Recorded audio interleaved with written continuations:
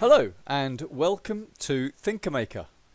In this video we're going to examine the merits and shortcomings of experts, and we'll introduce their counterpart, the polymath. Now feel free to pause and read the slides as we go along. So these days society is pretty obsessed with looking to experts for answers. We virtually worship them as if they are priests, but they're getting a lot wrong. Even after experts prove wildly wrong, we go back to them. It's misguided to treat experts like this, and we shouldn't. Sometimes they don't even agree with each other. Take the 2020 coronavirus epidemic.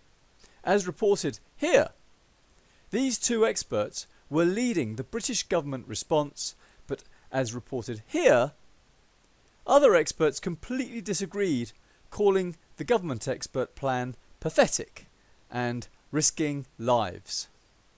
Going back to 2011, the Bank of England admitted that its money policy was all wrong in the years before the 2007-08 crisis, financial crisis, because experts' inflation data was all wrong. And this contributed to making that crisis and then austerity. But the experts failed to even predict that crisis would come, and failed to predict the drop in GDP of 2008 and 9. And what about the expert polling predictions about the 2016 British vote on leaving the European Union? The Leave vote won. And the experts wrongly predicted UK GDP would fall after that Leave vote. Actually, it went up. Well, at least they admitted their error, but such humility is rare.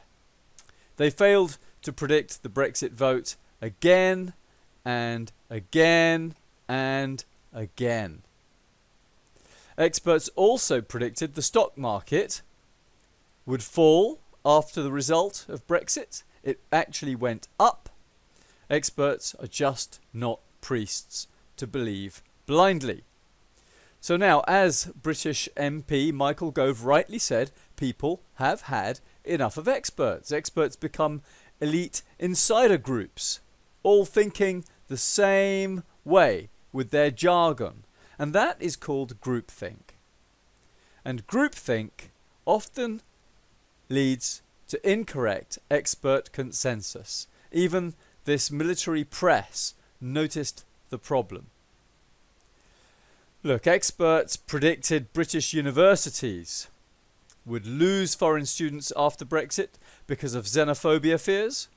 But there was another logic which experts missed. A weak British pound has meant cheaper college fees for foreign students. And guess what? Foreign applications increased by 8%. So don't treat experts like priests. The problem is experts ignore half their brain. Seriously, the human mind has more than one mode, and experts only use the rational mode, which is systematic and can be powerful, focusing on details and dependent on metrics to establish facts. But ignoring this intuitive emotional intelligence, which can be faster and sharper, sensing a situation without numbers. Especially good for joining dots laterally. Intuitive mind can quickly see the big picture. It can know how people feel about something before rationality even asks the right question. And in today's fast-changing world, without time to collect data, that matters. But experts disregard this. Instead, sticking with their fact-checking, metrics, data mania, our society is obsessed with rational, objective metrics and experts. It's overrated. They ignore realities that are not measurable. Voters sense this, and voters are right. So what's the alternative? Well, it's time to shine the spotlight on a different type of knowledgeable person, the polymath.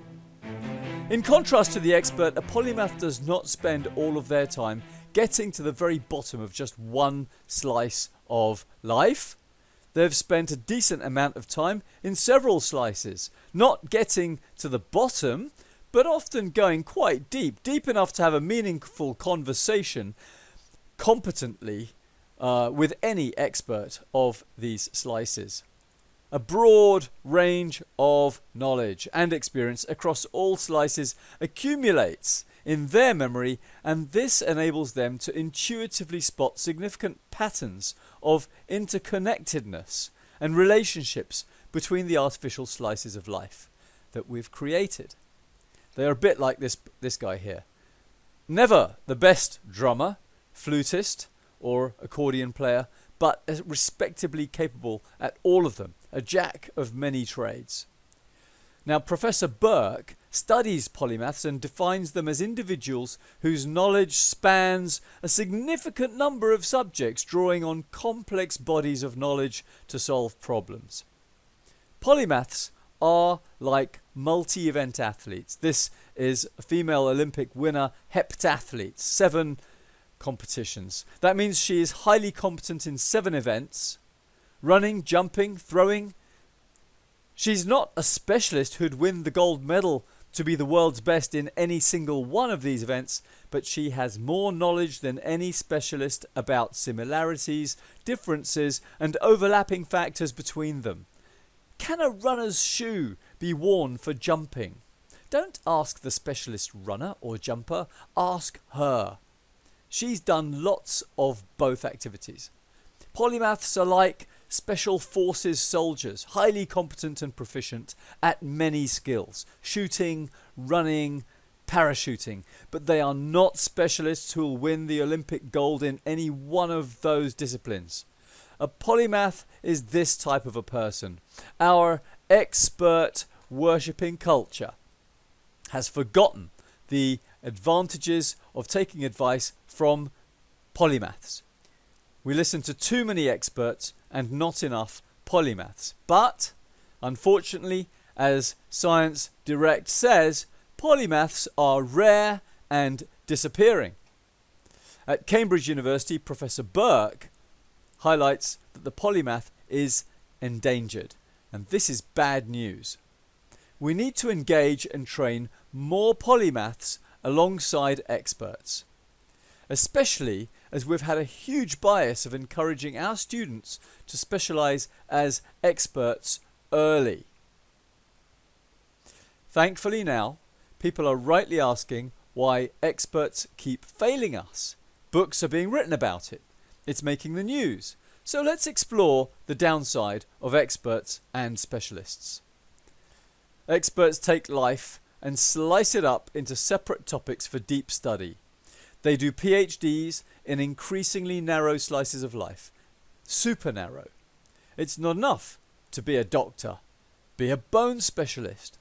Oh wait, it's not enough to be a bone specialist. Be a knee specialist. Oh wait, it's not enough to be a knee specialist. Be a cartilage specialist. And so on. Narrower and narrower in every field of study.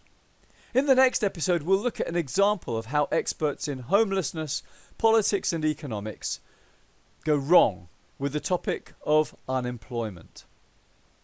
Thank you for watching.